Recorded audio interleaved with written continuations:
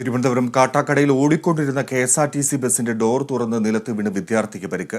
പൊട്ടൻകാവ് സ്വദേശി സന്ദീപിനാണ് അപകടത്തിൽ പരിക്കേറ്റത്. സ്കൂളിൽ പോകാനായി സന്ദീപ് പൊട്ടൻകാവിൽ നിന്നുമാണ് ബസ് കയറിയത്. തുടർന്ന് അന്തിയൂർക്കോണം പാലം കഴിയവേ പൊടുന്നനെ ഡോർ തുറന്ന് റോഡിലേക്ക് തെറിച്ചു വീഴുകയായിരുന്നു. സംഭവം കണ്ട യാത്രക്കാർ വിളിച്ചു പറഞ്ഞിട്ടും ബസ് നിർത്താതെ പോയെന്നും ആരോപണമുണ്ട്. തുടർന്ന് നാട്ടുകാർ പിന്തുടർന്ന് ബസ് തടഞ്ഞുവെച്ചു. വീഴ്ചയിൽ വിദ്യാർത്ഥിയുടെ ഇരു കൈകൾക്കും അടിവയറ്റിലും പരിക്കുണ്ട്.